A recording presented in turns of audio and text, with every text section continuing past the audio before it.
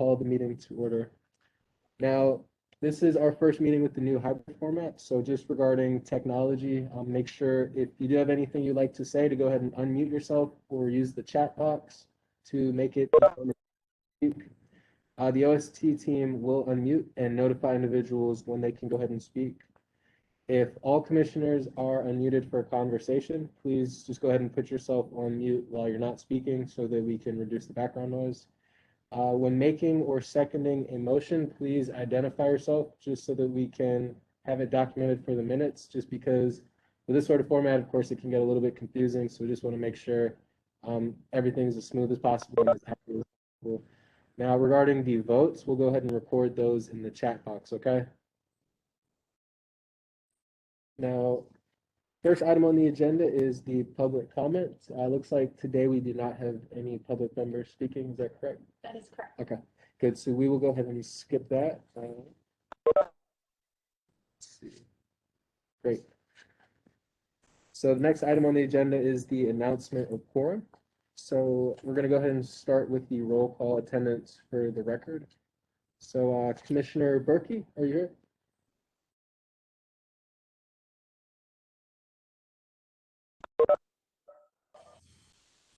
Sorry, present, I'm here. Wonderful.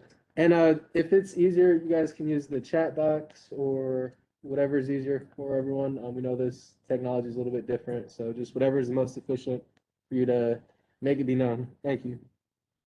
And let's see, Commissioner Brown. Okay. Yep, Miles Cliff, are you here?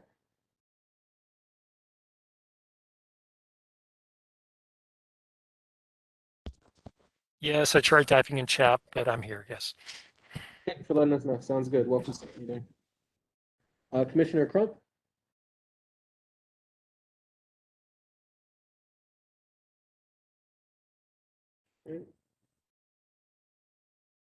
All right. Commissioner Garrido. Present. Thank you. Commissioner Henson.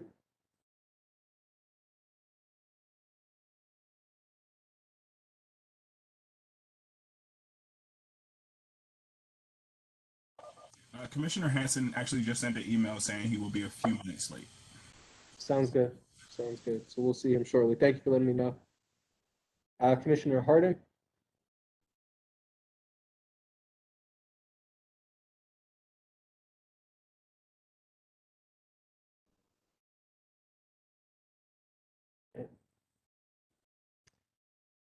Commissioner Hill. Here. Wonderful. Welcome. Thank you. Thank you. And Vice Chairman Holland. Present. Thank you. Welcome. Thank you. Commissioner Jordan.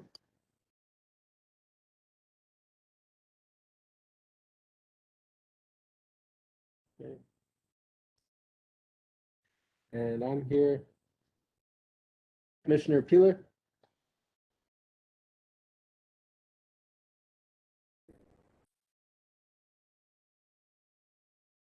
All right. Commissioner Siegel. I'm here, and WebEx, of course, is not cooperating on my tablet, so I'm going to stay on my phone. So apologies to everybody, but I'm here. I'm glad you're here. Thank you. If there's any Thank you. any technical difficulties you need assistance with, just let us know. But for now, we can hear you. So glad it's working out on the phone. Thanks. I believe that's. Let's see, Commissioner Spector. Present. Wonderful. Thank you. Thank you. And I just got an email from Commissioner Peeler, who will be a few minutes late. Excellent. Thank you. Wonderful. Commissioner Taylor. Present. Thank you. And welcome. And Mila, I know you're here. Present. Thank you. Wonderful. All right. Excellent. So it looks like we have quorum. So thank you again, everyone. Welcome to the meeting. Now, the first item is to review and approve the agenda. So commissioners, can everyone take a brief moment to review and then motion to approve the agenda that we have before us? And when you do make a motion, please be sure to mention who it is making the motion so that we could just document it for the purpose of the minutes. Commissioner Taylor, I move that we adopt the agenda as presented. Thank you, Commissioner Taylor. Do we have any seconds to that motion? I second. This is Commissioner Holland. Commissioner Holland, wonderful. Okay. Any discussion on the agenda? Okay, looks like we're good to go. Okay, please make your votes in the chat box for the commissioners that are able. If you are unable to use the chat box, you go ahead and unmute yourself and make your opinion known. Yep. So those who approve the agenda.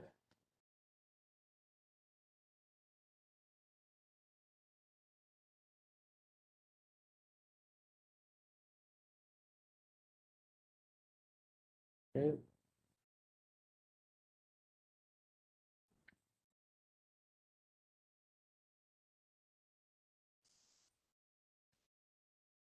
And are there any that oppose the agenda? Okay. So it looks like the agenda has unanimously been approved. Great. So a draft version of the minutes has also been provided. Are there any changes or revisions to the minutes that need to be made? Okay, great. If no changes, can we please get a motion to approve the minutes? And once again, please just remember to state your name for the purpose of the future minutes.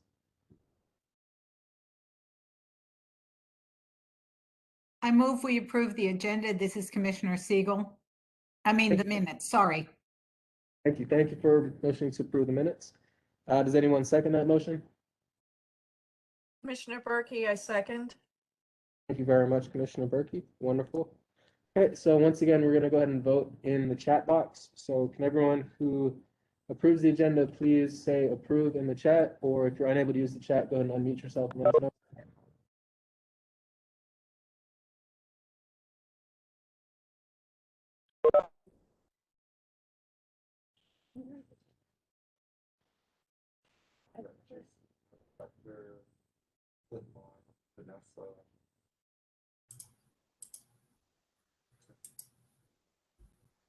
Thank you. Okay. Yeah.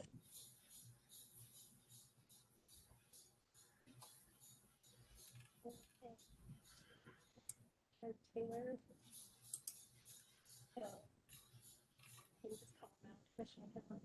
Okay. Commissioner Hill and Commissioner Taylor, we're missing your votes. Do you have either an approval or an denial? This is Commissioner Taylor. I approve. I was raising my hand. I thought that was. Sorry about that. Thought you could see it. Wonderful. Okay. Great. Commissioner Hill also approve. I thought I put it in the chat. Thank you very much, Commissioner Hill, for clarifying. So we have one abstention from Commissioner Holland. Other than that, the minutes are approved. So the next item on the agenda are the Office of Ag School Time Grants and Youth Outcomes updates. Thank you, Chairman Peacock. The OST office has been working really hard over the last few months since the last time we met, releasing a ton of requests for applications. And Vanya will provide some updates there. But I just wanted to set sort of the stage over the last few months. The grants team in particular and the data team and just the entire team has been working furiously to get RFAs out the door in prep for fiscal year 22. That they've just worked a ton of hours as well as trying to close out fiscal year 21. So I just want to recognize the team and the hard work they've been doing the last few months as we try to really just issue a ton of RFAs and money out the door. That we know, as we shared last time, the amount of money is more than this office has ever released before. So I just want to recognize that. And then I will turn it over to Kevin to provide the first. There we go. Okay, so far this year we've hosted 80 events. We're 86% to our goal, which is 93. Can definitely already confident we're way beyond that in the month of September to meet that goal. Currently, we've served 690 unduplicated attendees from those 80 events, and we're very close to that goal of 750. So I think we'll be fine on both of those this coming year. We finished out the 100% of the summer grantee site visits. They went well. We did them virtually this time around, and of course we'll be gearing up then for the school year. We'll start actually doing more in-person site visits in the upcoming school year. And we're additionally, we've decided to go ahead and reopen again the cohort for the quality initiative. So it'd be cohort 4. And currently my team and I are just working on the planning for the cohort, along with the trainings and getting everything scheduled for this coming year. So a lot on our plate. We already have all of our workshops scheduled for the bulk of the entire fiscal year as well. So we're ready to go for this coming year. It's exciting. Thank you. Yeah, Awesome. good luck. That's the updates for the Institute. I don't know if anybody has any questions. Do you have any questions, commissioners? Yeah, I just put this in the chat. This is Commissioner Spector. Would it be possible to review the quality scores at some point, perhaps at a future meeting? Yeah, sure, absolutely. Yeah, we've crunched all the numbers and we have it on spreadsheets as well, Commissioner Spector. So we're happy to share those. Yeah, it'd be great to see if there are any trends with the quality. Yeah, just so you know, Commissioner Spector, in fiscal year 21, we used a reduced version of the PQA due to the virtual nature of it, so it's not the full PQA. Right. Yeah, that makes sense. Sounds good. Okay. And I believe I turn it over to the NEO. Thanks, Kevin. Good evening, everyone. So can everyone hear me? Perfect. As Mila mentioned, for fiscal year 2021, we are bringing our school year grants and our summer grants to a close simultaneously. That's just the way the period ends. So our grant period ends September 30th, 2021 for school year grants. Final closeout reports are due October 30, and the same for our summer grants. So we are working on a lot of closeouts with a lot of grantees, and looking forward to rolling into our fiscal year 2022, which I will also provide an update for.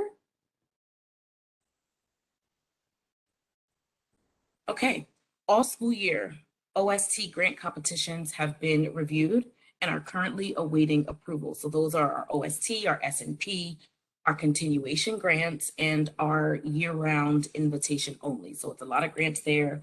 They've all been reviewed and we are currently winning approvals. As Mila mentioned, we have been working on a lot of RFAs. I again thank Mila and the entire team and everyone. Safe Passage, Safe Blocks. I think we talked about this last meeting, but we have an updated RFA that has been released. That was released on September 10th. We have the out of school time scholarship partner RFA that we are looking to put out there for a partner to support some scholarships for out of school time programs. That is looking like mid-October. We're also going to be working on our regular Summer Strong S&P and coordinating entity grant competitions that we always work on in the summer. For summer, those will begin and be out late October. And then we are also preparing for the capacity building RFA that we are working on in conjunction with the funding and capacity building committee. And that date is still TBD. We will keep you updated on that, but please be aware and look out for the RFA for capacity building that we are working on. It is happening. I'll also provide some additional updates in regards to our FY22 grant budget. As Mila mentioned, we have much more money going out the door than we have had before, especially in FY22. So the OST office grant budget, our general OST grants, the reoccurring local total. We generally say about $12 million, but it's $12,098,804. Council approved a budget addition that is a one-time addition with the American Rescue Plan funds, and that was for $5 million. So that makes our overall OST office grant budget $17,098,804. We also have transfer funds to the OST office that are for the ESSER funds. There's an after-school allotment. Those are the ESSER 3 funds. There's an after-school allotment.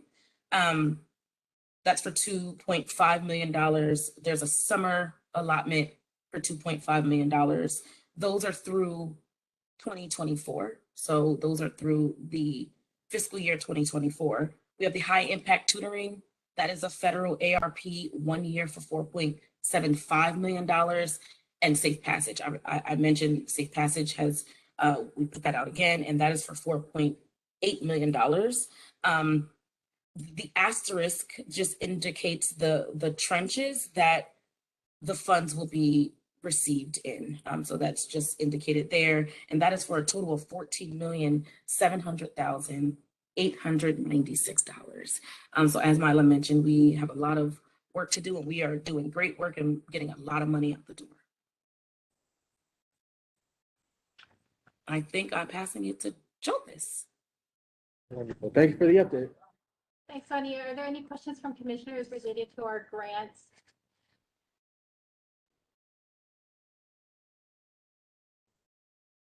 Just think that extra $5 million is great. Okay. Are and- these just real quick, the federal money that's referenced in the bottom half of the slide here, are these typically recurring grants, or all these kind of net new funding streams? The transfer to the OST office are new dollars coming in that some will be reoccur. Well, I shouldn't say they're reoccurring. So the ESSER funds, ESSER 3 after school and summer, that is the first tranche for the next 3 years. So that 2.5 is the first tranche of disbursement. So that is about, well, we have to split the total over 3 years. So they give us a sort of the lump sum. So we're not awarding 2.5 this year. We'll award about 1.3, I think is the math, so that they could be continuation grants for the next few years. So those are the ESSER funds. High impact tutoring is a one-time transfer, also new. And Safe Passage should be reoccurring. It's a transfer from the DME Safe Passage, and then we're just managing the grant side of that program. Thank you for that clarification. And the grantees have not been selected for all these grants yet, right? That is correct. We have not, we're waiting for approvals. There are some just approvals because of the federal funds coming in that has delayed the timing because there's a number of approvals that have to go through. And since the OST grants, we lump them all in. So instead of running separate competitions, on the back end, our team is deciding which funding source the grantees will have based on their evidence of whether or not they have the evidence-based intervention that will fly with the federal requirement and or local dollars. So we're handling all of that on the back end of the grant disbursement. And since it's all lumped in together with the federal, we are waiting for all the approvals on the federal funds that have to go through the office of the city administrator and the mayor's office and just other folks, the CFO, just to make sure it aligns with the requirements from the American Rescue Plan. Okay. And when do you expect to receive final approval or clearance from the feds? We are hoping by the end of this month. We told grantees in September, but right now we've already submitted all of the information for approval. It's just we keep pinging them to see if it's approved. Okay. Thank you. Mila, I just had a question about the American Rescue Plan, and I just heard you talk a little bit about the process had to come through the city administrator's office. So down through this DC City Council. So what is the actual process when that comes from American Rescue Plan? What are the steps before it gets to your office? Because I see it's at one time, so So of approval, that is going through all of the internal offices that need to review it for compliance with the American Rescue Plan. It does not get approval from council. It is internal agencies that have to review it for compliance with the American Rescue Plan.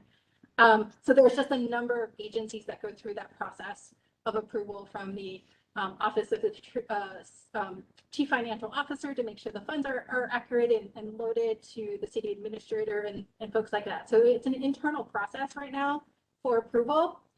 And every year because of the fiscal year ending, again, there's just some internal processes within DC government that has to, that will happen with every fiscal year, that sort of dictates when we can issue grants and when the money gets out the door.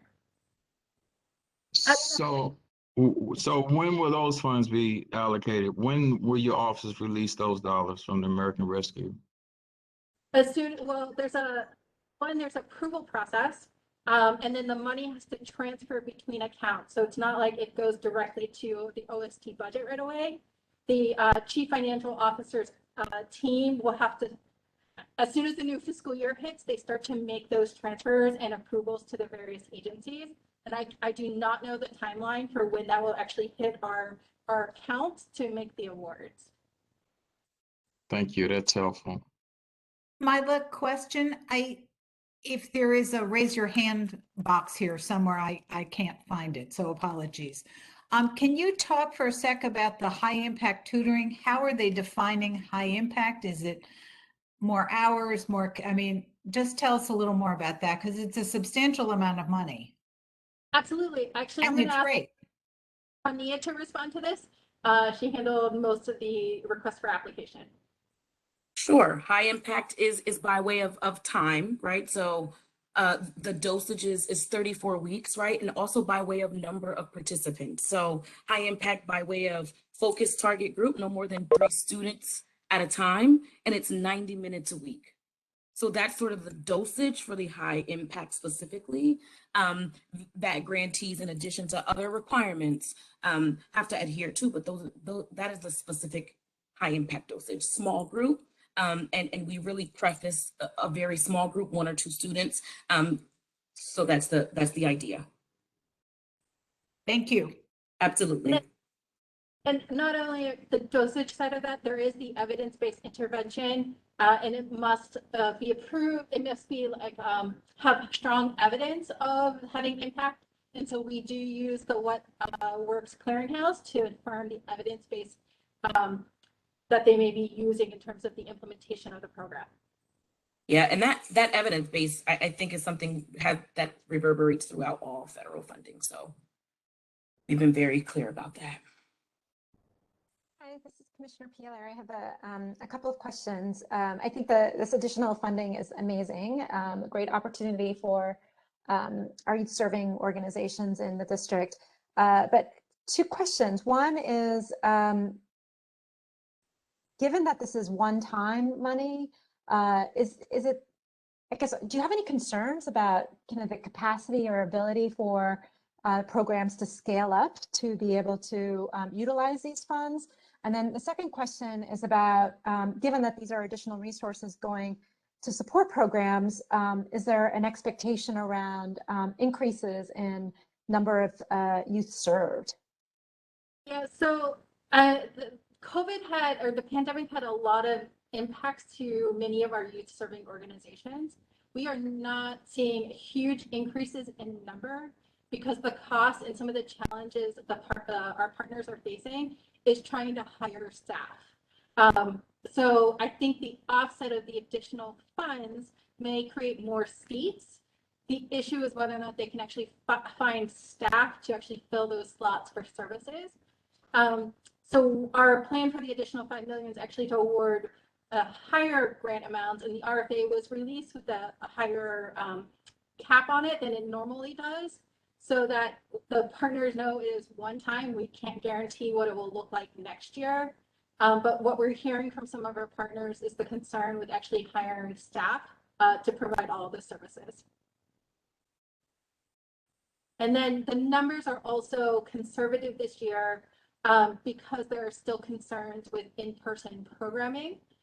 And that's what we heard from some of our providers. So the numbers are what we're seeing, maybe lower than previous years as they wrestle with the increased cost, the ratio numbers, and then just the staffing and the need to maybe pay higher rates this year as they want to be able to attract quality staff. Great, thank you.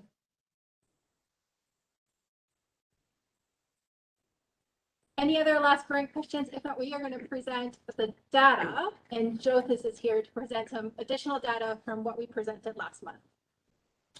Mila, a question did come in the chat box from an attendee, and it just says they just wanted to clarify OST funding that is granted to local nonprofits comes from the federal level. Is this correct? It will vary. Our funding sources are local and federal, and the grantees will be informed what source they have. On the back end, we're making those decisions based on the criteria to maximize federal dollars first, and then the local. So it is a mixed pot of where the money comes from. And I think the slide that's currently on the screen, the local dollars is at 12 million, and the rest are federal dollars.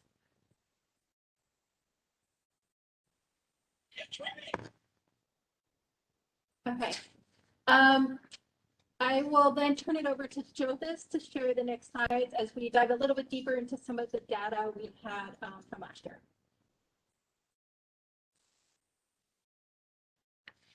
Thank you. Very good evening to all of you today. And in our previous commission meeting, we mentioned that we had a robust data exchange with OSC, which has enabled us to connect and match the students who attend the programs of OST providers to the demographic and academic data that is collected by OSC for all of the students who attend DC public and charter schools. Based on this data exchange, today we'll be presenting more in depth about the student population our OST providers served in the most recent full fiscal year FY20. And wherever possible, we will compare the data with the overall student distribution in the DC public and charter school system. We start with this first graph that we presented in our previous meeting, but we felt it was important to start here since it presents how OST providers are serving a majority student population who are in most need for their services. The green bars represent the student distribution of the DC public school system, and the orange bars represent the OST student distribution.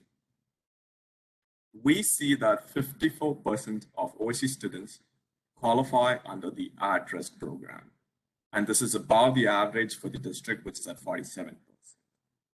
And it's a student population that has always been the focus of the OST program. When we look at the tall rightmost bar on this graph, that indicates that 90% of OST students qualified for free and reduced meals or attended a school that qualified under the community eligible program, which means that all students who attend that school qualify as free under the free and reduced meals program in the district. Qualification under the FARMS program is based on household income. On the rest of the indicators, we match the DC average in terms of percentages of students served who are identified as homeless, students with disabilities, and English learners. We can move on to the next slide. So moving on to this slide, here we present the student distribution across gender, ethnicity, and race in FY20. Again, the green bars represent the student distribution of the DC public school system, and the orange bars represent the OST student distribution. 47% of all OST students identified as male, 53% of all OST students identified as female. We did not receive any data from OSC on any other gender identities. In terms of ethnicity and race, 18% of all OSC students identified as Hispanic or Latino, 76% of OSC students identified as Black or African American, In total, 94% of all OST students identified as either Hispanic or Latino or as Black or African American. 3% of OST students identified as white, 2% of OST students identified as Asian, and 1% of OST students identified as 2 or more races.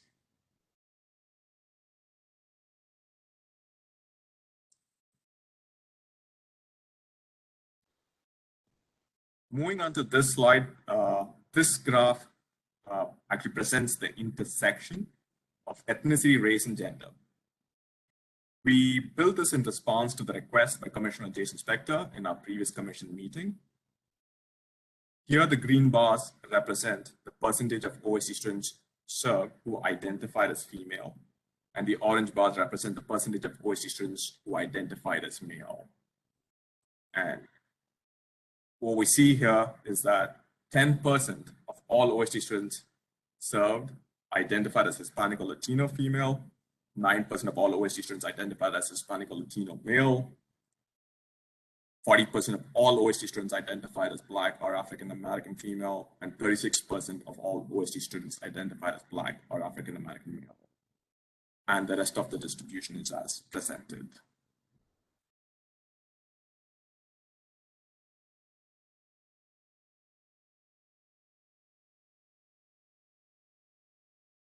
So in this slide, we are pivoting to present the distribution of students served by OST providers by grade band. What we see here in this graph is that the majority of students served by OST providers in FY20 were elementary school students, 23% were middle school students, and 27% of OST students were high school students. The distribution of students served by OST is almost identical to the distribution of students in the DC public and charter school system. A significant explanation for this particular distribution by grade band is also the total number of grade levels that make up each grade band. There are 6 total grade levels from kindergarten through grade 5 that make up the elementary grade band, only 3 total grade levels from 6 through 8 that constitute the middle school grade band, and 4 total grade levels from 9th to 12th that constitute the high school grade band. So the grade levels are almost an even split between elementary and the combination of middle and high school. And that is depicted in the distribution here as well. And the next slide actually dives deeper into the distribution of OST students by each grade level. So we can move to the next slide. Ask a question really quickly. I know you probably already touched on this briefly, but can you define for me what it means when you say total match participants? Give me the context there, please. Oh, sure. So the total match participants is, we had total of overall, the total unique participants in OST in FY20 was 9,427. The total match participants is the total number of participants for whom we got data back from OST. So the data that's being presented here is based on the 78% of the total students for whom we got data. And since it's a very significant large number, we're presenting it as a representation of the overall student population.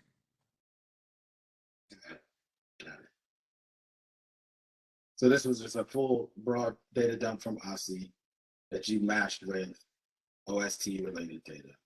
And you have overlap on 77% of students. That is correct. So we send the entire data, and out of that, we got a matched data back for 78% of the students. Thank you for that. So, and all of this data is based on the data that we received back from OSI, because that's the final authoritative data set for the city for every student. And so the data is based on, the breakup of the data is based on that data that we received back.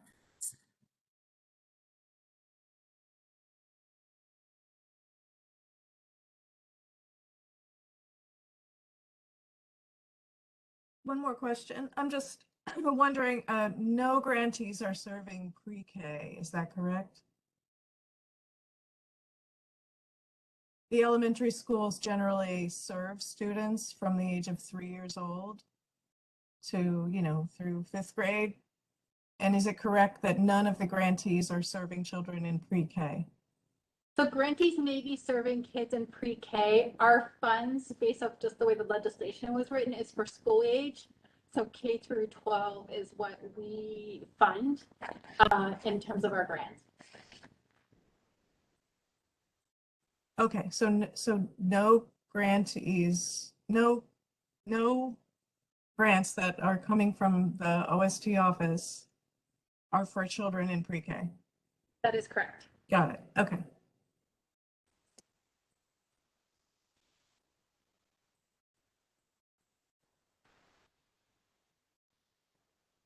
Here, if continuing with the slides, here in this slide, it is. Joseph, can you speak up? We have a hard time hearing you. I'm sorry? Okay. So what we're looking at here in this slide is a further breakdown from the previous slide, and it is essentially identifying what percentage of OST students were from each grade level in FY20. And so, for example, the highest percentages are from grade 3, 4, and 5. 11% of OST students were in grade 4. The lowest was from kindergarten. 4% of all OST students were in kindergarten. And we have a pretty even distribution across all of the grade levels, with approximately 6 to 8% of OST students coming from each of those grade levels.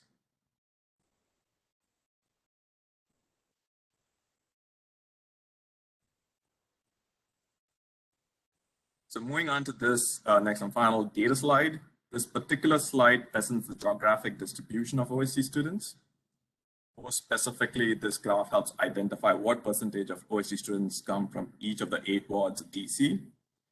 When we look at this graph, majority of the OST students come from Ward 7 and Ward 8, and the difference in the distribution versus the overall distribution in DC reflects our focus in Ward 7 and Ward 8.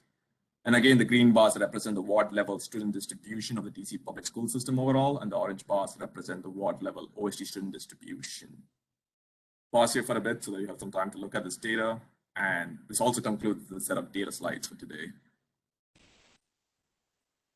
Thank you, Joseph. Any final questions related to the data?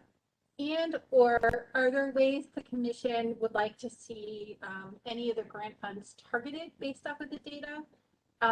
This is only 1 year of data. That's the only caution I will have in terms of the data analysis here. But are there anything here that is striking or of interest for the commission to think about targeting grants at all? This is Commissioner Siegel. I am struck that wards 5 and 6 are still slightly underrepresented comparing their population to the number participating in out of school time, and wondering if it is a question of lack of nonprofit organizations or how we think about creating a more even distribution and almost a little tiny bit in Ward 4 in 5 and in 4, 5, and 6. That one really just struck me. And just to highlight the point, this is against the total population. And I don't know if Joseph, do we have at-risk across the district data by ward? That publicly available? Yeah, we did that. It's not on this deck. Okay. Because the other thing to think about, just to think about your comment, Commissioner Siegel, if we try to increase any of the wards, it will take us back from other wards. So we may put the comparison against the at-risk population versus the total population to see where the distribution is, because we targeted Ward 7 and 8 in particular when the office first started, because they had a higher at-risk population in Ward 4, 7, and 5, 7, and 8, if I remember correctly.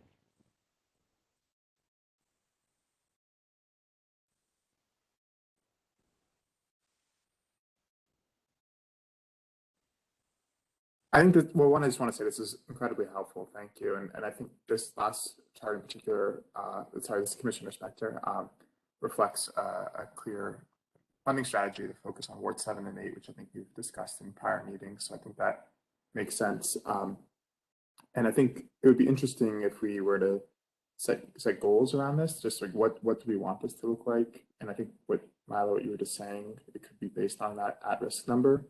I do imagine you could get even more specific within areas of wards to start to target there, because parts of Ward 5 and Wards 4 and 5 look really different. So I think this is really great, and could really inform funding strategy moving forward.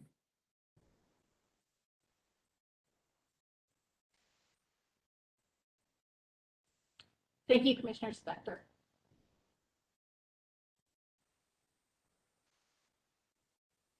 We will add the at-risk, since we do have that data available, and we will share that with the commissions either before the next meeting or at the next meeting. So if there is a goal for the commission to set some targets around the at-risk number and percent per ward, we can discuss it at the next meeting.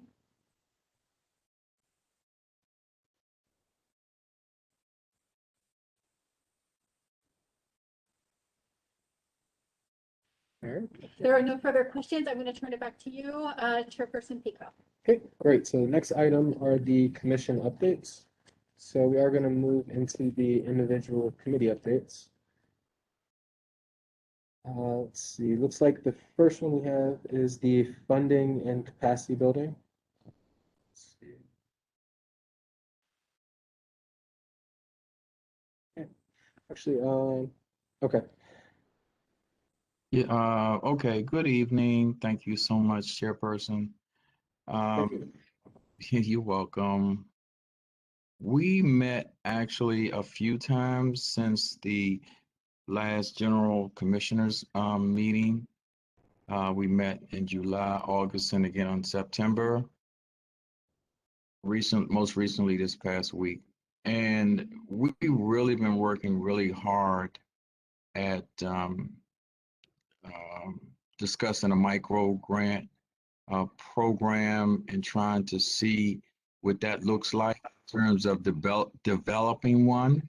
I think the amount we initially started with was $140,000, and we were told this past Monday it was increased to $200,000. We're really excited about that.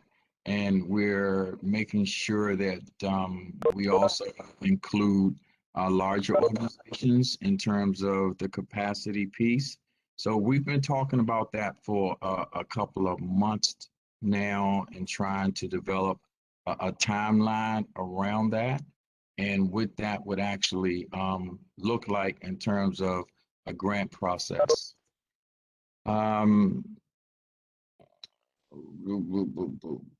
We also did some work on our work plan. I'm grateful to Myla and Ms. Bowie, who were very helpful in helping us guide that work.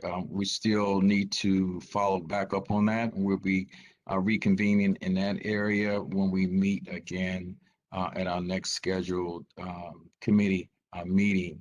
What else? We're appreciative so much to Commissioner Siegel, who has been sitting in with us the last several meetings ever since we reconvened that group several months ago. She's been really helpful, and we're hoping that we'll be able to connect with the coordinating and collaboration committee really soon. That is a summary of some of the notes I have. I don't know if Commissioner Crump is here that would like to add, or Commissioner Siegel with anything that I may have omitted.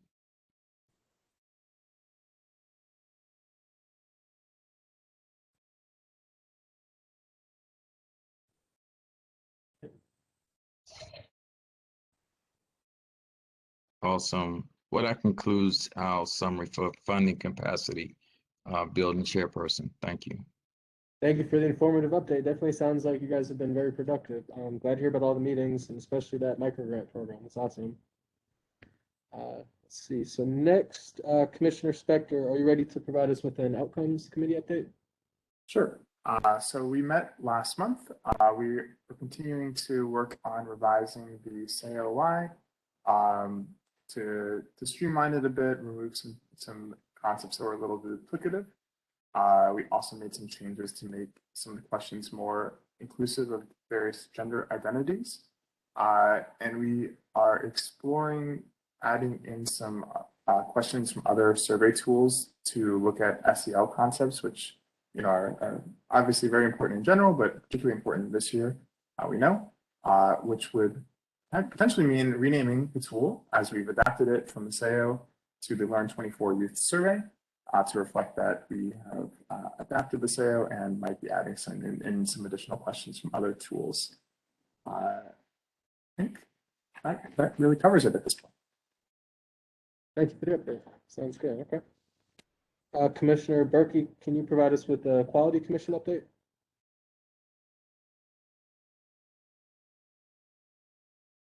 Hi there. Yes, we attempted to have a meeting, but apparently everyone is going to Commissioner Hill's meetings instead. No, we tried to schedule a meeting for August. It just ended up not being successful. We ended up doing a doodle poll to find out when is the best time and day to hold our meetings so that we can make sure we have a full attendance at our meetings. So we are aiming for a meeting in October, and we'll make the committee aware of when that meeting is being held. That's all I have for now. Thank you. Sounds good. Okay, Commissioner Garrido, are you ready to provide us with a Coordination and Collaboration Committee update? Sure. So we met about a month ago in August, and we continued to just make some changes to our work plan. We have a few more tactics that we need to probably adjust and push back. So we will be meeting again next month. One of our goals, though, is to draft a process map for providers in collecting just the different partnership application deadlines and requirements, and creating a kind of guideline for providers and across the different government agencies. So we're hoping to review a draft of that during our next meeting. A big part of our meeting was also talking about the need for some referral process for mental and emotional support. Like if a provider is seeing that that a child might need some additional mental or emotional support, what would be their options and where to go to. So we're working to try to build that out and have that as a resource for providers for this school year. And I have some preliminary information that I'll be presenting to the committee during our next meeting. Wonderful. Thank you for the update. And in terms of the governance committee, the main thing is currently Commissioner Holland and I are serving as chairman and vice chairman, but we're willing to continue that into the remainder of the year to keep things stabilized. But if anyone has any opposition to that, of course, this is far from we're democratic here, so we're not going to impose that on you against your will. So if anyone has any opposition, feel free to make that known, and we can take votes on that and stuff like that. But at least wanted to run that by everyone right now. This is definitely not a dictatorship in here. And for commissioners, if we need to, both Commissioner Holland and Commissioner Peacock are willing to step out of the room or log off temporarily for the commission to have a discussion on chair and vice chair.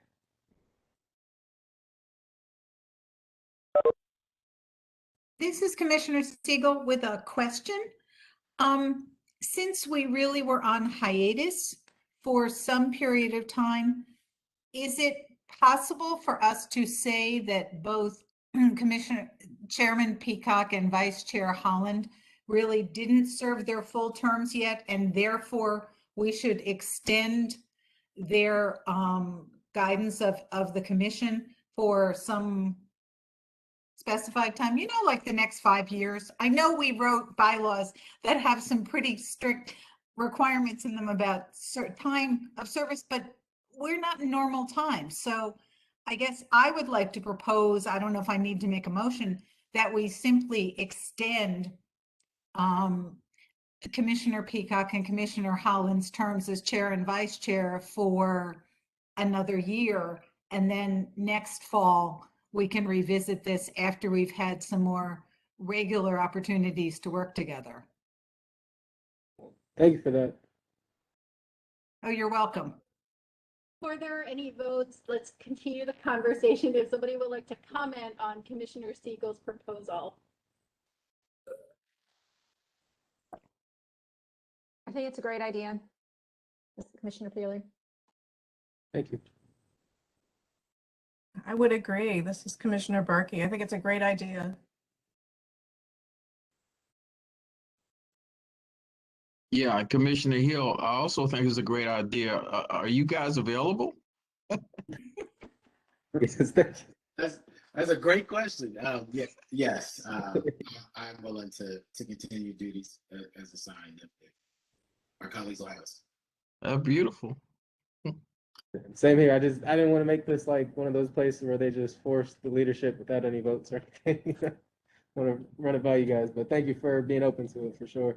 And Commissioner Siegel, I have the bylaws. I opened it up.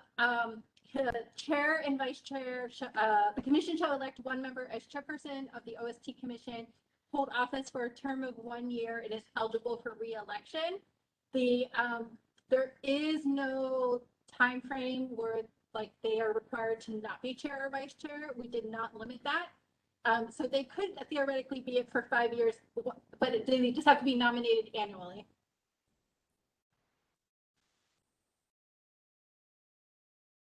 Wonderful. Well, So if there is a proposal for a motion to re-elect the chairperson and the vice chair, I can hold that part so that Chairman Peacock and Vice Chair Holland can abstain from this motion. I am happy to lead this part of the meeting if there is a motion on the table. So moved. So Commissioner Siegel had proposed her motion to re-elect Chairperson Peacock and Vice Chair Holland. Is there a second? I second. Commissioner Peeler. Thank you, Commissioner Peeler. There is a motion on the table to re-elect Chairperson Peacock and Vice Chair Holland. Are there any discussions on the motion? I'm not hearing any discussions, and I don't see any in the chat. So let's take a vote. Sorry, voting will be recorded in the chat box and or verbally. So if you can in the chat box. Great. Peeler, Guido, Cruz.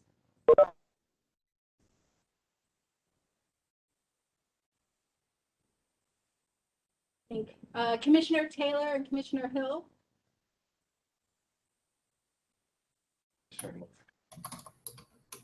Commissioner Hanson. Thank you, Commissioner Berkey.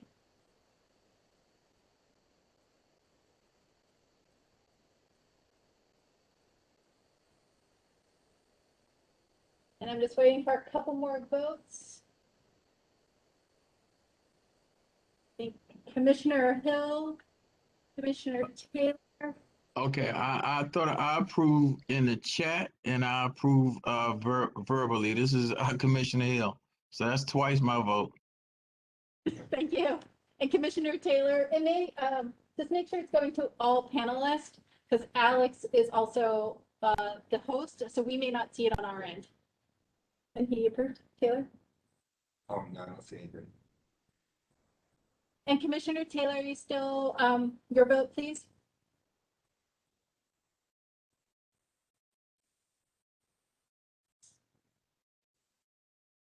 Okay, are there any abstentions?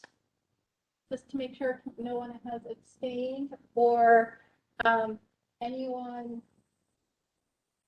saying nay. I think we're good. I think it's Almost unanimous. I think we're missing one vote, and we'll just double check with Commissioner Taylor that his vote, just to make sure it's recorded, but it's almost unanimous. So the motion proves. The motion moves to re-elect Chairperson Peacock and Vice Chair Holland for another year as Chair and Vice Chair. Thank you, everyone. I'm honored to continue to serve you. Thank you very much. Looking forward to another year. Agree. Thank you, team. Will serve to the best of my abilities, but excited. Thank you. And for the OST office, we also commend the commission for keeping continuity, because the past year has not been a full year as we come back to pre-pandemic sort of workflows. Definitely. Thank you again. And on that note, we're also looking for committee members for all of our committees. So please share the opportunity with anyone in your network so we can help these committees continue to grow and continue the great work in the community.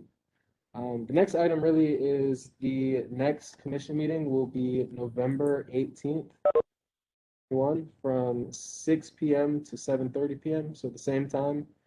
That meeting will also be hybrid, so you're welcome to join from the comfort of your own homes if you'd like. Although the setup's pretty nice here too, so we'd love to have you. So feel free either way. That's pretty much it. Again, it's a 441 Judiciary Square, the location. But again, if WebEx is working for you, that's fine as well. That's pretty much it. Commissioners, are there any additional comments or any additional business that you'd like to share? Okay, no. May we then have a motion to adjourn the meeting?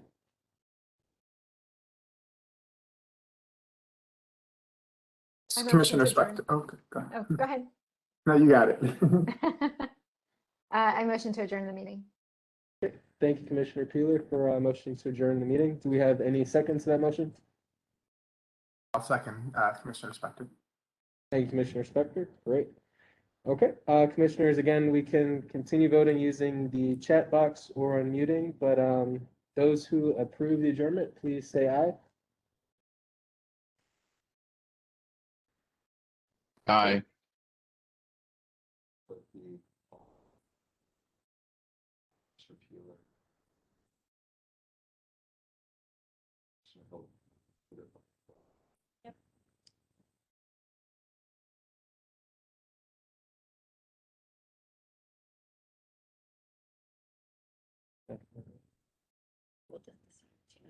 Yep. Okay, it looks like the vote is unanimous unless we have any who would like to deny the motion. Okay, looks like it's unanimous to adjourn the meeting. Again, thank you everyone for your time and for making the hybrid format work. It's very exciting to be able to do that and see this new technology in action. And thank you for re-electing Commissioner Holland and I. We're very excited to continue to serve you. Thank you. Good night. Thank Take care, everybody. Take care.